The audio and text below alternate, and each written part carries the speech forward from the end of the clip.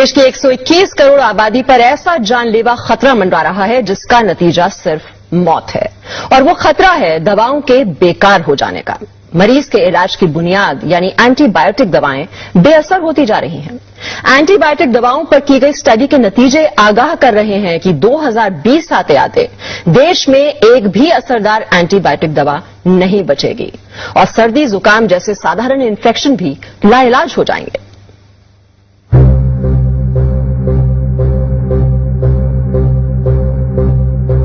देश की 121 करोड़ आबादी पर ऐसा जानलेवा खतरा मंडरा रहा है जिसका नतीजा सिर्फ मौत है, और वो खतरा है दवाओं के बेकार हो जाने का। मरीज के इलाज की बुनियाद यानी एंटीबायोटिक दवाएं बेअसर होती जा रही हैं। एंटीबायोटिक दवाओं पर की गई स्टडी के नतीजे आगाह कर रहे हैं कि 2020 आते आते देश में एक भी असरदार एंटीबायोटिक दवा नहीं बचेगी और सर्दी जुकाम जैसे साधारण इन्फेक्शन भी लाइलाज हो जाएंगे।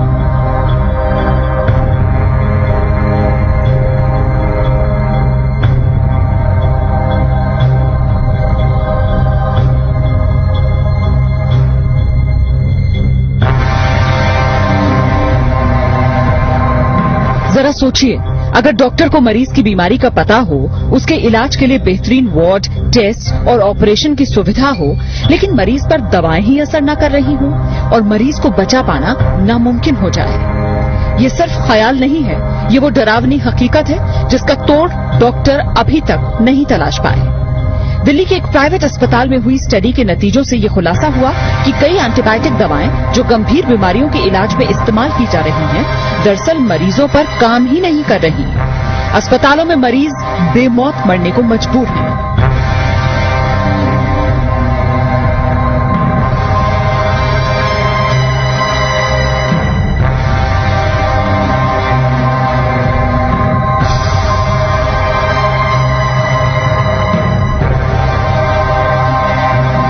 अगर हम डिस्क्रीट अब ना हो, अगर हम ये इस पे ध्यान ना दें, तो हो सकता है इवन बिफोर 2020 हमारे पास एंटीबायोटिक्स होना या न होने का कोई मतलब ना हो। 77,000 से ज्यादा मरीजों पर हुई अब तक की सबसे बड़ी स्टडी में ये पाया गया कि टीबी, निमोनिया और पेट की बीमारियों में इस्तेमाल की जाने वाली कई नई एंटीबायोटिक दवाएं अब बेकार हो चुकी हैं। टीबी के इलाज के लिए दी जाने वाली दवा 2002 में तकरीबन 98% मरीजों पर काम कर रही थी, जबकि 2009 में ये सिर्फ 48% मरीजों पर ही कारगर साबित हो पाई। निमोनिया और सांस की तकलीफ के लिए दी जाने वाली एंटीबायोटिक दवा 2002 में 25% मरीजों पर काम कर रही थी, लेकिन 2009 में ये दवा महज 3% मरीजों के काम के लायक ही रह गई थी। सर्जरी कराने वाले मरीजों में होने वाले इन्फेक्शन को रोकना चुनौती बन गया है। अनुमानित आंकड़ों के मुताबिक देश के हर अस्पताल में हर हफ्ते 1 से 2 मरीजों की मौत सिर्फ इसलिए हो जाती है क्योंकि एंटीबायोटिक दवा बेकार साबित हो गई। अभी से दिक्कत होनी शुरू हो गई है। कई बार हमारे पास ऐसे मरीज आते हैं जहां कि हमारे पास कोई एंटीबायोटिक रह ही नहीं जाता है, तो हम लोगों को लगता है कि कई बार पेरिफेरल सेंटर से हमारे पास आए क्यों है, क्योंकि हमारे पास कोई दवाई नहीं रह जाती। तो कई बार लोग सेप्सिस में मारे जा रहे हैं आजकल, और ये दवाई प्रॉब्लम तो अभी से शुरू हो गई है और ये बढ़ने ही वाली है, क्योंकि जो नए एंटीबायोटिक्स हैं वो इन द होराइजन बहुत ही कम है। राजधानी के सर गंगाराम अस्पताल में 2001 से 2010 के बीच भर्ती हुए 77,000 मरीजों पर यह स्टडी की गई।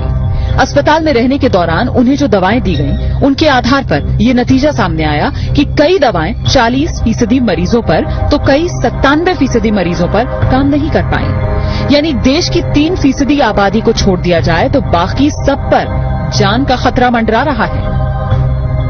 मौजूदा एंटीबायोटिक दवाएं अगर इसी तरह बेअसर होती रही तो क्या बहुत से मरीजों को बेमौत मरने के लिए मजबूर होना पड़ेगा?